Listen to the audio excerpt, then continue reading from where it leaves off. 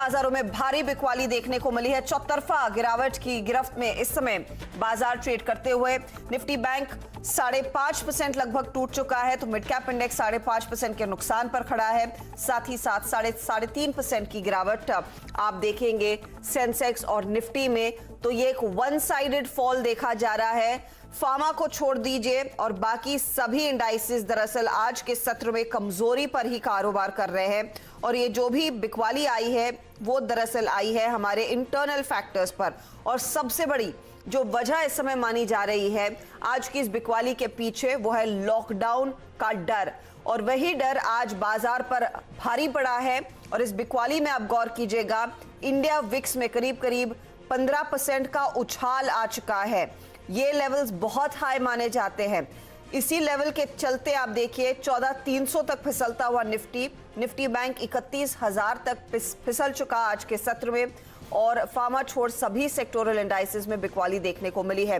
बिकवाली का मार आपको फाइनेंशियल्स में ज्यादा दिखाई देगा, क्योंकि डर यही है कि अगर लॉकडाउन आता है तो लोगों की रोजी रोटी पर असर पड़ता हुआ दिखाई देगा। ऐसी स्थिति में फाइनेंशियल एक्टिविटी पर इंपैक्ट आएगा, और खास तौर से एनबीएफसी, माइक्रो फाइनेंस इंस्टीट्यूशंस, इनके पेमेंट्स क्या समय पर हो पाएंगे, ये सवाल बाजार के कई सारे लोग पूछ रहे हैं। और डर यही है कि अगर डिफॉल्ट आता है तो इन पर सबसे पहले मार पड़ेगी, और पहले से ही दरअसल पोजीशंस काटी जा रही हैं। ऑटो, रियल एस्टेट भी इस बिकवाली में सबसे आगे है, और ऑफ कोर्स निजी बैंकों की तो धुलाई हो ही रही है।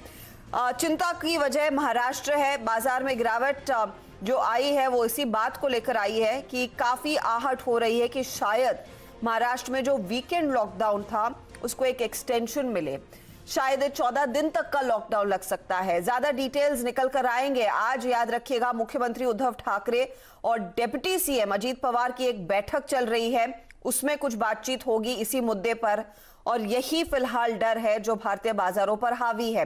इस पर डिटेल में अपडेट लेंगे हमारे सहयोगी आशीष दीक्षित के साथ, लेकिन पहले मार्केट में जो सेल ऑफ आया है, जो डर आया है, वीरू हमारे साथ जुड़ गए हैं। वीरू, सुबह में आप कह रहे थे कि थोड़ी सी बिकवाली का दबाव आएगा, लेकिन 5.5% के कट का शायद किसी ने अंदाजा नहीं लगाया था। निफ्टी बैंक तो पूरी तरह से बिखरा है, और 14,300 को भी टेस्ट होता हुआ 14,200 का जिक्र आप सुबह में कर रहे थे, उससे दूरी बनाए रखेंगे होपफुली?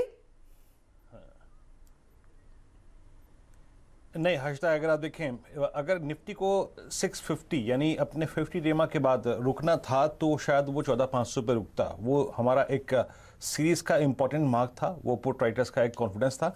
हालांकि कम कॉन्फिडेंस था, लेकिन फिर भी वो एक कॉन्फिडेंस एरिया था। हर्षदा, जिस प्रकार का ये सेल ऑफ है, अभी कुछ देर पहले आपने यतिन की खबर भी सुनी, मेटल्स को लेकर। मेटल्स इस बाजार के डाउनसाइड को, निफ्टी की डाउनसाइड को काफी रिस्ट्रिक्ट कर रहे थे, लेकिन उस खबर को भी आज ही आना था। हर्षदा, यहाँ पे 2 पॉइंट्स हैं, याद रखिएगा, नीचे की तरफ, जो कि मेरे को बहुत क्लियरली विजिबल लगते हैं। सुबह सुबह हमने 14,500 की पुट भी ली, 300 की पुट भी ली। अगर आपके पास वो पुट है तो होल्ड रखिए, क्योंकि हमने 50 डेमो को वॉलेट कर दिया हर्षदा। और दूसरी चीज है, 2 लेवल्स हैं। आज का लो सिमिलर है एग्जैक्टली आपके 25 मार्च के लो से, और वो है 14,271।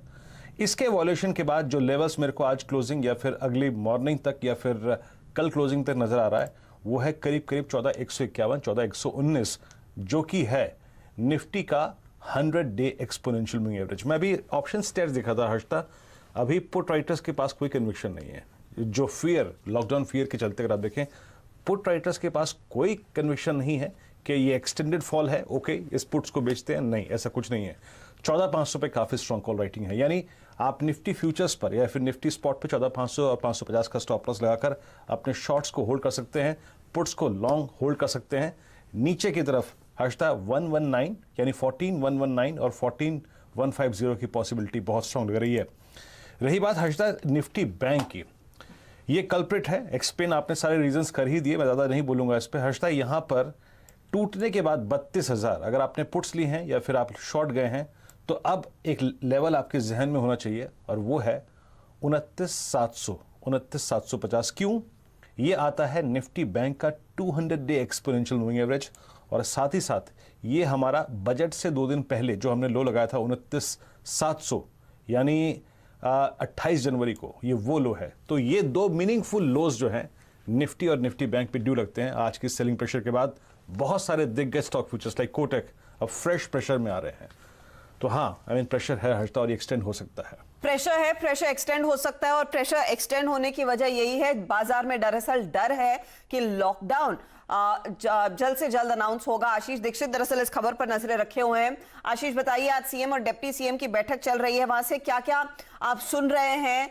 क्या इस समय जो बाजार भुना रहा है कि एक लॉकडाउन लागू हो सकता है, उसकी कितनी संभावना है, कितने चांसेस हैं?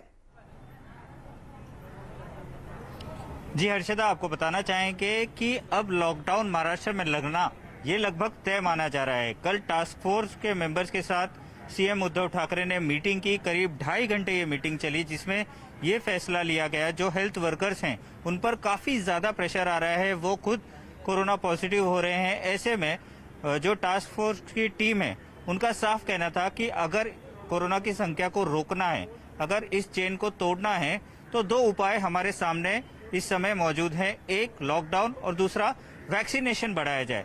साफ तौर पर उद्धव ठाकरे ये बात लगभग तय मानी जा रही है कि लॉकडाउन महाराष्ट्र में होने वाला है, पर वो कैसा होगा, क्या एसओपीज होंगे, कितने दिन का होगा और कौन कौन से जिलों में होगा, इसे लेकर जो चर्चा है वो अभी फिलहाल उद्धव ठाकरे और डिप्टी सीएम अजीत पवार की चल रही है। और दूसरा जो मुद्दा है वैक्सीनेशन बढ़ाने का, इसको बताने के लिए, इसको समझाने के लिए इस समय हम खड़े हैं मुंबई के नायर अस्पताल में, और कैमरा पर्सन गणेश से कहूंगा कि यहाँ पर लोगों की भीड़ देख सकते हैं। वैक्सीनेशन का ब्रेक लग गया था जब वैक्सीन सेंट्रल गवर्नमेंट से महाराष्ट्र को नहीं मिल रही थी। उसके बाद 2 दिन के बाद फिर एक बार महाराष्ट्र में और खासकर मुंबई में वैक्सीनेशन का प्रोग्राम जो है वो शुरू हुआ है। जो वैक्सीन्स आई हैं सेंट्रल गवर्नमेंट से महाराष्ट्र को, मुंबई को खासकर, उसे लोगों में उत्साह आप देख सकते हैं। नायर अस्पताल में करीब एक दिन में 800 जो मरीज हैं या जो लोग हैं उन्हें वैक्सीन देने का काम फिलहाल तो वैक्सीनेशन का जो प्रोसेस है उसे रैंप अप किया गया है जैसे ही वैक्सीन सरकार के हाथ लगी है। लेकिन जो आशीष कह रहे थे कि महाराष्ट्र में एक तौर तरीके का लॉकडाउन लगेगा जरूर, वो आप समझ लीजिए, और शायद वही बाजार इस समय भुना रहा है। वीरू, क्या मार्केट ने वर्स्ट केस में लॉकडाउन इस समय भुना लिया है? क्योंकि आप देखिए आज सुबह का लो ज्यादा टूटा नहीं है, क्या वो फैक्टर इन करके चल रहा है बाजार? एंड अज्यूमिंग कल परसों में लॉकडाउन अनाउंस हो जाता है, फिर क्या वहीं पर बॉटम बना सकता है मार्केट? नहीं हर्षदा, आई थिंक उस चीज के लिए मेरे को 2 चीजों की जरूरत होती है। एक तो पुट राइटर्स, इंस्टीट्यूशनल फिगर्स, और ऐसा कुछ नहीं है, और साथ ही साथ बड़े एवरेजेस को रिविजिट करने की टेंडेंसी। यानी अगर हमने 100 डेमा छू लिया होता, निफ्टी बैंक पे 200 डेमा छू लिया होता, कुछ बाइंग आ रही होती ना। पुल बैक्स है नहीं हर्षता इस बाजार में, तो मेरे ख्याल से इस होप में लॉन्ग्स को अटेम्प्ट नहीं करना चाहिए। वो बात दूसरी है कि थोड़ी बहुत शॉर्ट कवरिंग आ जाए, थोड़ा शॉर्ट करके अगर आप देखें घबरा गए हैं आप तो आप कवर कर लें, लेकिन एक लॉजिकल बाइंग इस लेवल पर नहीं बनती हर्षता।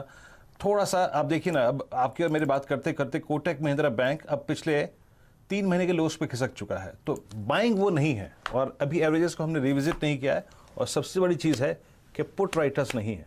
तो इस आई थिंक उम्मीद पे काम करना थोड़ा सा लॉन्ग पे हर्षता गलत होगा अभी। इनफैक्ट कई लोग पूछ भी रहे हैं कि क्या इस समय लॉन्ग की पोजीशंस में आना शुरू करें, तो वीरू साफ कह रहे हैं शॉर्ट कवर करने का शायद आपको मौका मिलेगा, लेकिन इस समय तुरंत तेजी की पोजीशन ना लीजिए। गावा साहब हमारे साथ जुड़ गए, भसीन साहब भी। गावा साहब बताइए, इंडेक्स में अगला पड़ाव क्या लग रहा है? कितनी और गिरावट, और क्या 14,200 तक फिसलने के चांसेस अब ज्यादा बनने लगे हैं? गुड आफ्टरनून हर्षदा, मैं आपको थोड़ा एक लॉन्गर टर्म पर्सपेक्टिव देता हूं। जब मार्केट ने न्यू हाई बनाया था तो मेरा पहला टेक्निकल टारगेट था 13,768, जहां पर टर्न हो सकता था। अगर वहां नहीं होता तो नेक्स्ट टेक्निकल टारगेट था 14,467, और उसके बाद था फाइनली 15,471। बस वहीं से हुआ है 30 पॉइंट डाउन। अगर आप 3rd डिग्री डेसिमल देखें परसेंटेज टर्म पे, तो 3rd डिग्री डेसिमल में परफेक्ट हो गया। यहां पर एक ब्यूटीफुल ज्योमेट्री है, यहां पर मार्केट टॉप आउट हो चुका मेरे हिसाब से on a longer term time frame. उसके बाद जो नेक्स्ट सपोर्ट थे हमारे 14,467 थे, वो आज वो भी ब्रीच हो चुके हैं। अब मुझे लगता है फिर एक डाउन मूव शुरू हुआ है, क्योंकि जो पैटर्न बनाया है अपर रीजन्स पर टॉपिंग पैटर्न है, एग्जॉशन पैटर्न है। तो मेरे हिसाब से 13,768 एक फिर पॉसिबिलिटी है, वहां पर जाए तो वहां पर संभल सकता है। अब जो भी मिल रहा है रैली शॉर्ट करनी चाहिए, यहां पर ऐसा लग रहा है, क्योंकि जो रैलीज मिल रही है कुछ खपत हो रही है, मतलब उसमें सेलिंग आ रही है, कहीं पर भी स्ट्रेंथ नहीं है इसमें मार्केट में। वाली बढ़ रही है। कोई हो सकता है side कोई में ट्रेड लेकिन इंडिविजुअल स्टॉक्स में गवाह साहब आपको दिख रहा है क्या? आपने साफ कह दिया इंडेक्स 13768 तक फिसल सकता है। स्टॉक स्पेसिफिकली क्या मौके तलाशने चाहिए खरीदने के, या वो भी नहीं है? नहीं, खरीदने नहीं चाहिए, इनफैक्ट बेचने के लिए होना चाहिए। दो स्टॉक्स में मुझे वीक नजर आते हैं। एक तो Okay. है आईटीसी, ये 200 का जो जोन है ये ब्रीच होगा, स्टॉप होगा 210 का, पहला टारगेट है 200, फिर और भी लो लेवल देखने को मिलेंगे। दूसरा है एलआईसी हाउसिंग फाइनेंस, यहां पर भी वीकनेस, आज जो ब्रेकडाउन हुआ है, गैप डाउन हुआ है, पॉसिबल है कि 360 देखने को मिले, और भी लोअर लेवल देखने को मिल सकता है आते दिनों में। स्टॉप होगा 390 का एलआईसी में। तो आईटीसी और एलआईसी में शॉर्टिंग साइड में ध्यान होना चाहिए। शॉर्ट साइड की पोजीशंस पर फोकस कीजिए, गाबा साहब ने साफ कह दिया, और शायद 14,000 के नीचे के स्तर भी आगे देखने को मिलेंगे। भसीन साहब को जोड़ लेते हैं।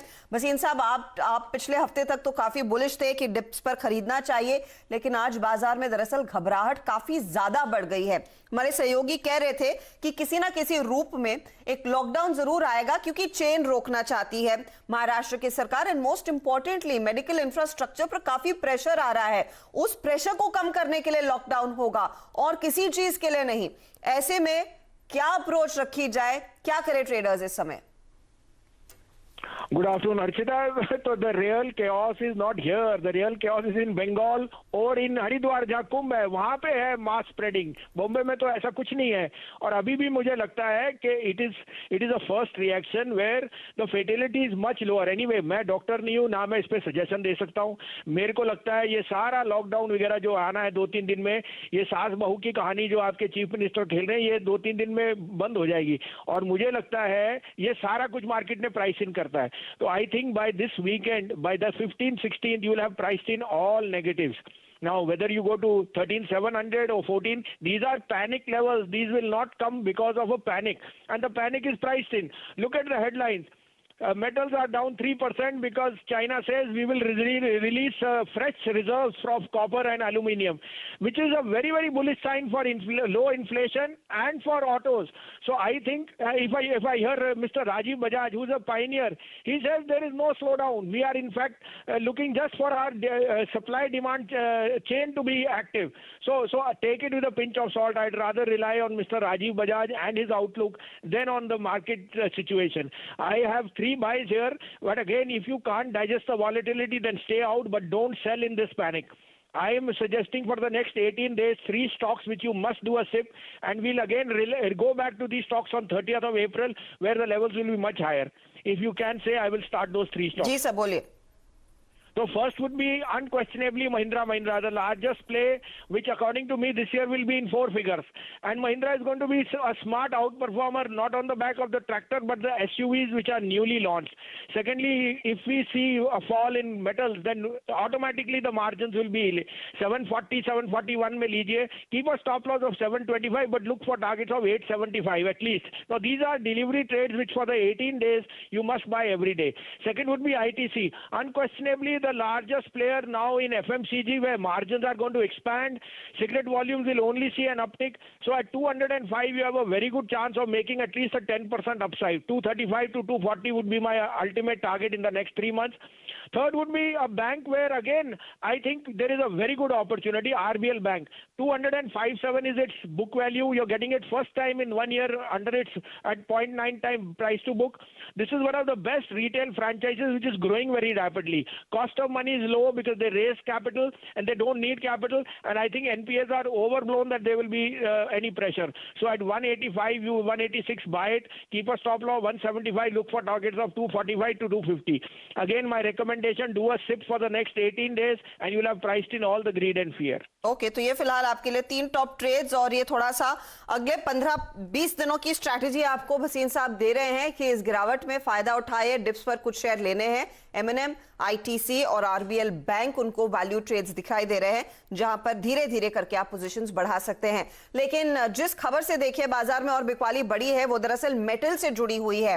भसीन साहब कह रहे हैं ग्लास आधा भरा हुआ है, एम्प्टी नहीं है, लेकिन मेटल कंपनियों के लिए तो दबाव बनता दिखाई दे रहा है। दरअसल चीन कॉपर और एल्यूमिनियम के रिजर्व को बड़े पैमाने पर रिलीज कर सकता है। ज्यादा डिटेल्स यतिन के साथ हम आपके सामने पेश करेंगे। यतिन, बताइए क्या कह रहे हैं चाइनीज प्रीमियर इस समय?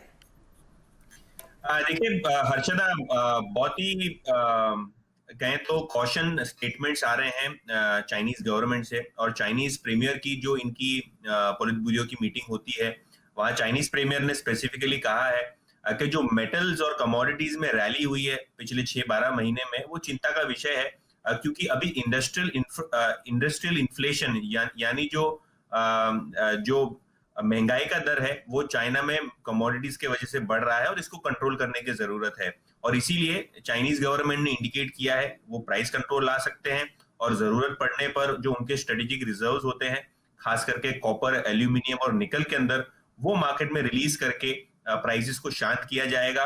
इसके अलावा उन्होंने ये भी कहा है कि जो इंडस्ट्रियल इन्फ्लेशन है वो चाइनीज कंपनीज को इम्पैक्ट कर रहा है, खास करके पिछले 3 महीनों में, और यहाँ ध्यान देने की सरकार को जरूरत है। और इस स्टेटमेंट के बाद हमने ये देखा है कि चाइनीज और एलएमई फ्यूचर्स, खास करके स्टील रीबार और एल्यूमिनियम, कॉपर, सभी 2 से 4% नीचे हैं। तो जाहिर सी बात है, चाइना गवर्नमेंट की तरफ से बड़ा बयान, और मेटल्स में हमने देखा है कि लगभग डेज लो की ट्रेजेक्टरी में पूरा का पूरा एनएससी का मेटल इंडेक्स दिखाई दे रहा है इन स्टेटमेंट्स के बाद। जी हाँ, 5% की गिरावट मेटल इंडेक्स में। हिंडाल्को हो, टाटा स्टील हो, वेदांत हो, सब स्टॉक्स की धुलाई हो रही है। 5% का नुकसान दरअसल इन काउंटर्स में देखने को मिला है। लेकिन जैसे भसीन साहब कह रहे थे कि मेटल कंपनियों के लिए नेगेटिव रहेगा, लेकिन ऑटो कंपनियों के लिए एक बड़ी रिलीफ रहेगी, क्योंकि रॉ मटेरियल कॉस्ट उनका मुख्य तौर पर मेटल है और उनको सस्ता माल फिर मिलेगा। तो इस खबर को आप वैसे भी पढ़ सकते हैं।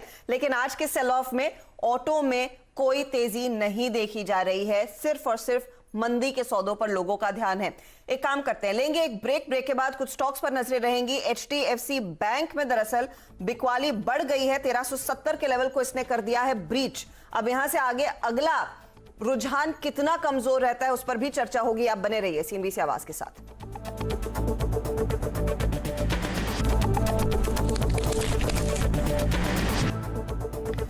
आप देख रहे हैं मिड कैप मंत्र, और देखिए मेटल्स में तो कमजोरी है ही, लेकिन निजी बैंकों में दबाव दरअसल बढ़ता जा रहा है। और HDFC बैंक आपकी स्क्रीन पर लेकर आएंगे, क्योंकि स्टॉक दरअसल इस समय 1370 के नीचे कर रहा है ट्रेड। 200 दिवसीय DMA के नीचे आना खतरे की घंटी जरूर है। गावा साहब, अब अगला पड़ाव क्या रहेगा? 4% तो गया। HDFC बैंक में वीकनेस तो है, जो आज ब्रेकडाउन हुआ है, काफी गैप डाउन खुला हुआ है। तो मुझे लगता है नेक्स्ट लेवल अराउंड 1275 के करीब या 1300 का ये जोन है। 1300 एक पॉसिबिलिटी। अब 1368 पे ट्रेड कर रहा है, किसी को शॉर्ट करना है तो शॉर्ट कर सकते हैं, अब भी मौका है। 1400 का एक स्टॉप लगाना पड़ेगा, क्योंकि मार्केट वीक है। और बैंकिंग क्षेत्र, मैंने फ्राइडे शाम को ही कहा था, मेक और ब्रेक लेवल से ब्रेक हो गया। ब्रेक तो डेफिनेटली हो रहा है, बुरी तरह से बिखर रहा है। लेकिन इस बीच देखिए फार्मा कंपनियों में डॉक्टर रेड्डी स्टैंड आउट कर रहा है। यहां पर अपडेट यही है कि जो स्पुतनिक वी दवा है उसके उसकी सप्लाई को लेकर जल्द से जल्द दरअसल अप्रूवल आएगा। ये खबर दीपाली ट्रैक कर रही है। दीपाली नंदा हमारे साथ जुड़ गई हैं। दीपाली, बताइए कब तक अप्रूवल आने की गुंजाइश? देखिए, सूत्रों से हमें जो एक्सक्लूसिव जानकारी मिल रही है कि फिलहाल सब्जेक्ट एक्सपर्ट कमेटी की बैठक जारी है, और इसमें स्पुतनिक वी की तरफ से जो एफिकेसी डेटा सबमिट कराया गया था drug controller general of India को, उस एफिकेसी डेटा की जांच पड़ताल की जा रही है। उम्मीद की जा रही है कि जल्द ही अगर एफिकेसी डेटा में सहमत रहती है सब्जेक्ट एक्सपर्ट कमेटी, तो अगली जो तीसरी वैक्सीन होगी देश में कोरोना वैक्सीन, वो स्पुतनिक वी ही होगी। क्योंकि हम देख रहे हैं कि सरकार पर भी एक प्रेशर लगातार बढ़ता जा रहा है। कोवैक्सीन और कोविशील्ड जो अभी 2 दवा है, इनकी किल्लत देश में होने लग गई है, क्योंकि दूसरी लहर के तहत लगातार मामले सामने बढ़ते हुए दिखाई दे रहे हैं। ऐसे में कोशिश की जा रही है कि एफिकेसी डेटा जो प्रोवाइड किया गया है स्पुतनिक वी की तरफ से, उसको जल्द से जल्द वेरीफाई किया जाए। और अगर कमेटी इससे सहमत होती है तो हम देखेंगे अगले 1 हफ्ते के अंदर स्पुतनिक वी को मंजूरी मिलती हुई दिखाई देगी drug controller general of India की तरफ से। ओके, तो अगले 1 हफ्ते में मंजूरी मिलेगी और स्पुतनिक वी, एक और वैक्सीन फिर बाजार में उपलब्ध होगी। यही वजह है कि आज डॉक्टर रेड्डीज इस गिरते बाजार में 3% ऊपर है। ये एक तेजी का ट्रेड साबित हुआ है। चलिए फटाफट आपके लिए लेकर आते हैं खिलाड़ी नंबर 1 का अपडेट। संकल्प हमारे नए खिलाड़ी, इन्होंने 2 ट्रेड्स में अपनी पोजीशन बांध ली है। DLF में प्रॉफिट बुक कर लिया, और साथ ही साथ बजाज फाइनेंस में भी इनकी मंदी की पोजीशन थी, वहां पर भी इन्होंने अपना प्रॉफिट बुक कर लिया है। एक नया ट्रेड जोड़ा है, वो नया ट्रेड आपकी स्क्रीन पर आएगा। LNT में वो कह रहे हैं बिकवाली करके चले, 1291 तक के लेवल्स देखने को मिल सकते हैं LNT के ट्रेड में। ये है इनकी तरफ से नई स्ट्रैटेजी। नया स्टॉक जुड़ता हुआ 1358 स्टॉप लॉस का काम करेगा। दूसरी तरफ कुणाल शाह ने मैरिको में जो बाय कॉल दिया था वहां से अपनी पोजीशन काट ली है, एग्जिट कर लिया है और बंधन बैंक के सेल साइड के ट्रेड में प्रॉफिट भी बुक कर लिया है। तो यह है फिलहाल आपके लिए ताजा अपडेट खिलाड़ी नंबर 1 की ओर से। अब ओवरऑल रिटर्न्स की स्थिति कौन कहां पहुंचा है वो भी आपकी स्क्रीन पर फटाफट लेकर आएंगे। देखिए आज के दिन मंदी के सौदों पर फोकस हमारे जानकारों का था और तेजी के ट्रेड्स जो प्रदीप ने अपने पोर्टफोलियो में डाले उनका ज्यादा फायदा नहीं मिला। तो संकल्प चतुर्वेदी 4.72% के रिटर्न्स के साथ आगे चल रहे हैं और दूसरे स्थान पर अब 4.46% के रिटर्न्स के साथ कुणाल शाह हो गए हैं। आगे के डेवलपमेंट्स पर आप बने रहिएगा सीएनबीसी आवाज के साथ, आपको हम तमाम चेंजेस बताएंगे जरूर। चलिए वक्त हो रहा है एक ब्रेक का। ब्रेक के बाद आपके लेकर आएंगे नो योर कंपनी और मार्केट के एक्शन पर तो नजरें बनी ही रहेंगी। 1764 अंकों की गिरावट पर इस समय निफ्टी बैंक को छोड़ जाएंगे और 520 अंक नीचे इस समय है निफ्टी।